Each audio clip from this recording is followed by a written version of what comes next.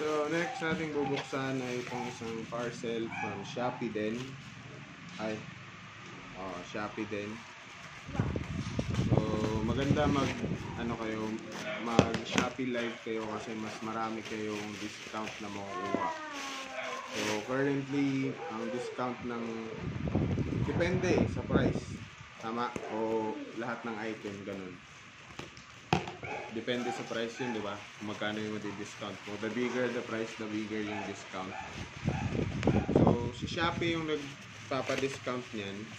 So, yung sa,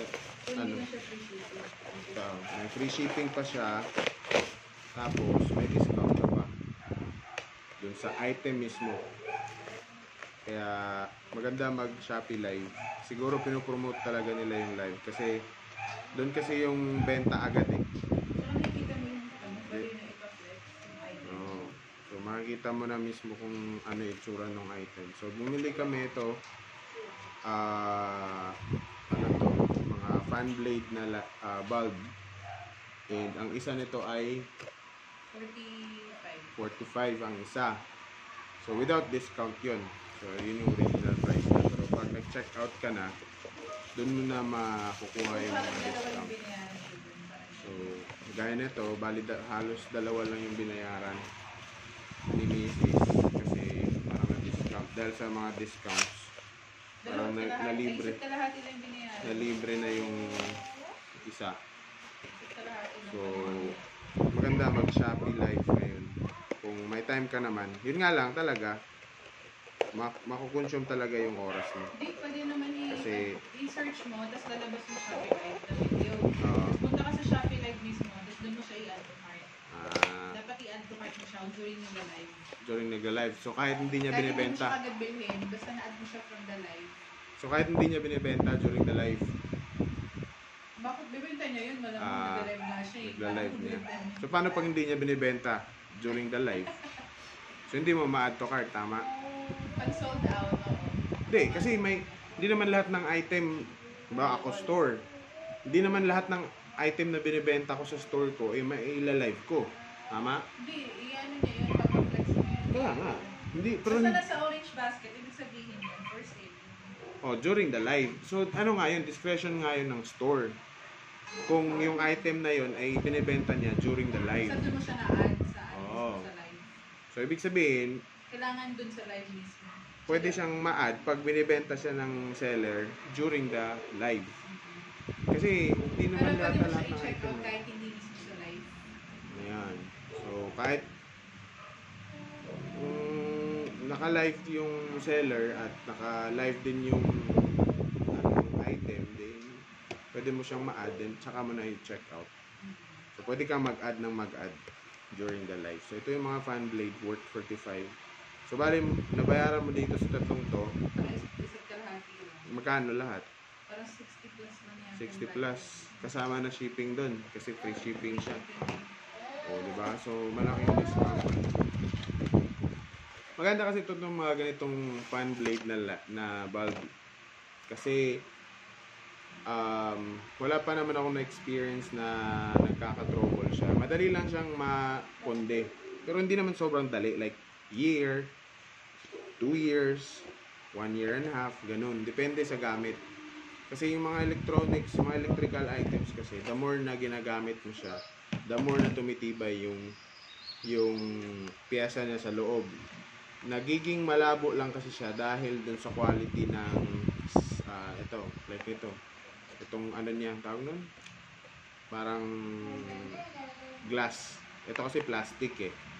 So, the more na naiinitan kasi siya, the more na nag-yellowish siya. So, yun yung effect na parang, malabo na yung ilaw natin. Pero yung quality nung parts sa loob, gumaganda siya kaysa yung pinapatay-patay.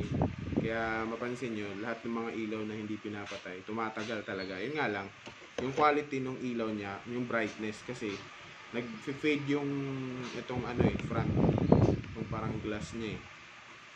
So, nakakapundi kasi yung patay, sindi sa mga ilaw, mga bulb. Lalo na yung mga mga lumang bulb. Mas madaling madali silang mapundi kaysa dun sa mga bulb na hindi pinapatay. Yun nga lang, yung konsumo ng kuryente.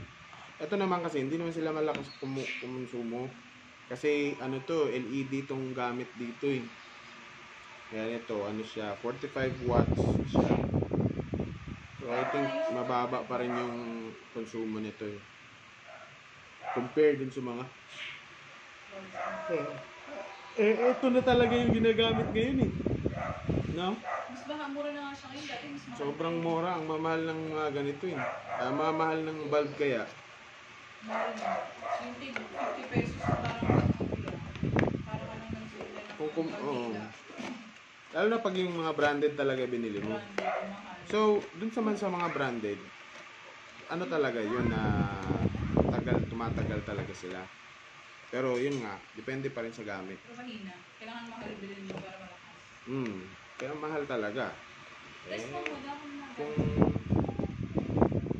Kung ano naman siguro to. Saan natin pwede test? Test muna nila natin ito. Tingnan natin kung gumagana lahat. Fan blade. Pero yun, sobrang mura niya ngayon. So, maganda mag-stock ng ganito kasi pag nagka-problema yung mga bulb, minsan pupundi kasi sila pag papasukan sila ng insekto sa loob. Ito lang din yung disadvantage nito kasi itong wala siyang butas. Yung iba kasi may butas. Ito dito mapapasukan. Goods to. Kasi yung iba, yung mga lumang fan blade natin, may mga butas yung dito niya. Oh. Parang ano yun tawag nun, parang breather yun ng eto kasi umiinit yung yung light. Lahat naman ng light umiinit talaga eh. So parang lalagyan nila ng breather. Kaya ang problema nun, yun yung pinapasok ng insekto, yung mga butas na yun. Ito papasukin pa rin to. May butas, kaso konti lang, dito lang sa dulo. Naglagay pa rin sila ng breather, pero dito na sa dulo. Yung iba kasi dito talaga sa paligid, yung mga butas. Kaya napakabilis pasukin. Ito, nandito siya dito lang sa dulo siya. So, liit. So, goods to. So, mahirap lang to ikabit kasi pag ganun yung pag ganun yung balik. May iba kasi pag ganun pabaliktad. So pag kinakabit mo siya, nakaganon mo siya pinakabit. So ganyan. Kabit. Ito hindi mo siya pwede ikabit na kayo. Kailangan ibuka mo siya. Pag ipit yung pinaglagyan mo ng ilaw, ang hirap. Buti na lang may space no? Oo. Pero may mga kasi naipit yung lugar eh. So, yun lang yung bulb lang na pwede disadvantage. mo ilagay.